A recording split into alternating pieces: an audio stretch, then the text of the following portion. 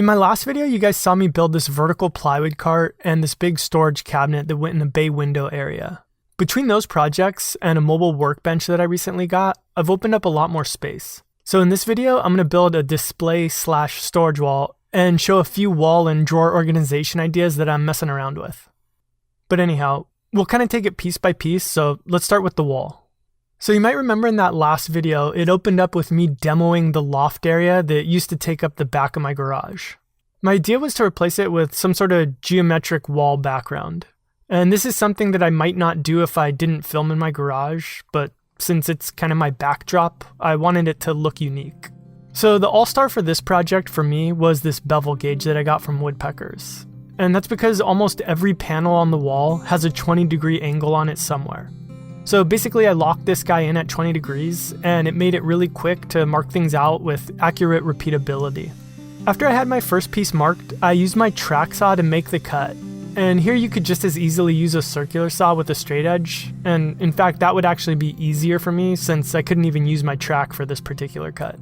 But in any case, after I cut it out, I attached it to the wall and used it as my sort of baseline for cutting the rest of the pieces. And this was by far the hardest panel to hang because of its location, the fact that it's the biggest piece, and because I didn't have extra hands, just a ladder to help me hold it up. But I got it in. For the next piece, I could use the 20-degree angle that I already cut, and I just measured over a desired amount and then marked a 90-degree angle so that I could cut out a right triangle-shaped piece and attach that to the wall. And this time I had plenty of help. It seemed like every kid outside wanted to take a BMX break and help me out here, including baby Jamiroquai. And I guess the only interesting thing to note here is the use of this spacer block, which I ended up using to attach all of the panels on the wall, and basically they just ensured a consistent gap and parallel lines between the panels. And honestly, the rest of putting this wall up was basically just repeating these steps over and over, pretty straightforward. And it's so specific to my space, I'm not sure that there's any value in going through it panel by panel. So we'll just kind of quickly move through the rest of this part. That way I can show you some other stuff that I'm using to organize this space that I think will probably have a lot more value and interest to you guys. And I guess the first part of that would be how I plan to use this wall. So the first thing I wanted to use it for was to keep and display all these new HiKOKI tools that I recently got. And I wanted something really minimal, where from a distance you just kind of see the tools and nothing else. I had a couple different ideas, but when I was at the store one day, I saw these long screws with basically no head on them, and I tested them out and they were pretty much perfect.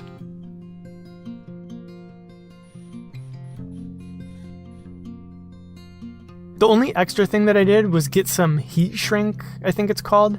It's in the electrical department.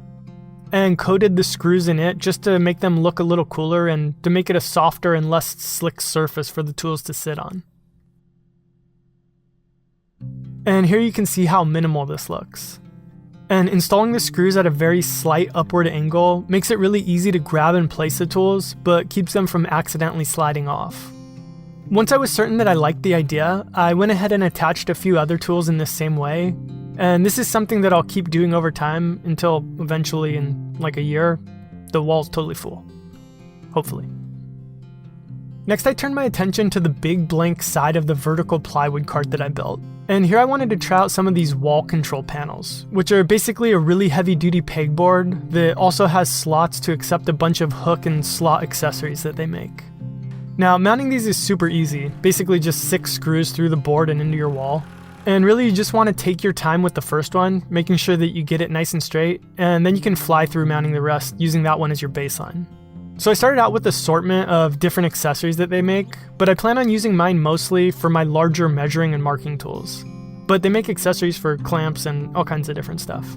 And I guess I should mention, I know that I'm shouting out a few products and brands here, but none of them are sponsoring this video.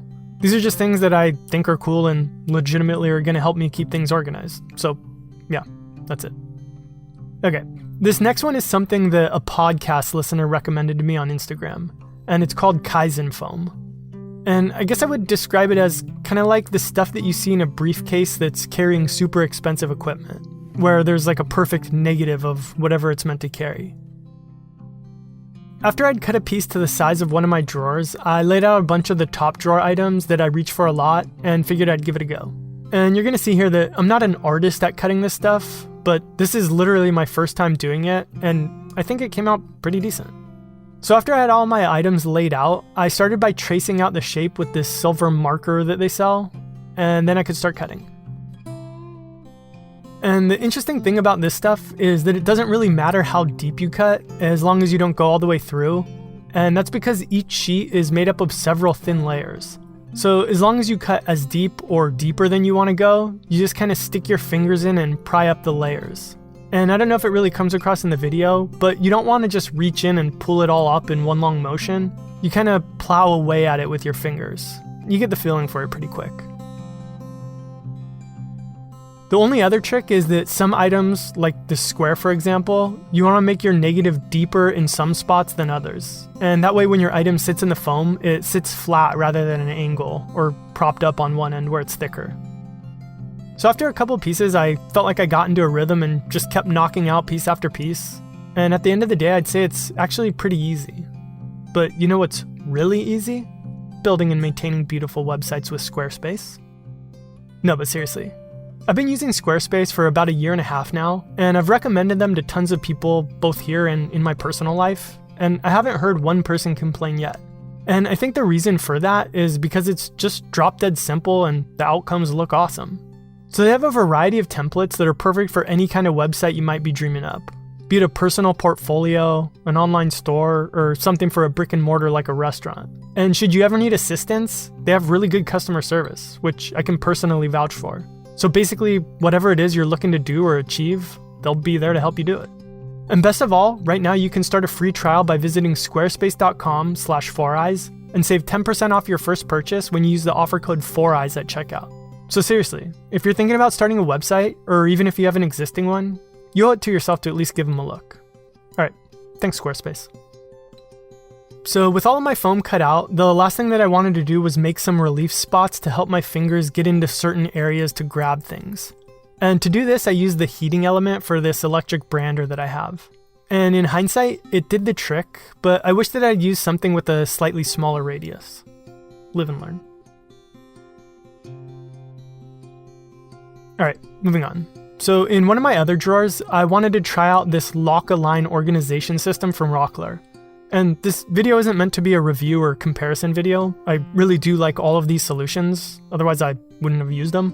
But in real-world practicality and versatility and the ability to change over time, I guess adaptability, this is probably the best system that I've seen. It's basically a modular set of partitions and boxes that can hold larger items or really small items, and can be customized to fit any size drawer. So here I'm using them to organize a drawer that I keep a bunch of CNC tools and accessories in. And I don't know what else I can say other than it works and it's super easy and fast. The last thing that I wanted to show, and this might be the most basic, but I love it because it's just so simple, and I love anything that takes advantage of an otherwise useless space, and it's these little cubby drawers from Woodpecker. And I think this video of me installing them and using them is pretty self-explanatory about showing how they work. So while you're watching that, I'll just say, I know this video was a little different than my normal project video, but I hope that it at least gave you a couple ideas, and I'll be back with a more traditional build really soon.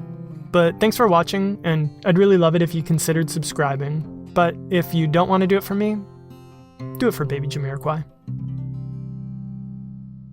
See you next time.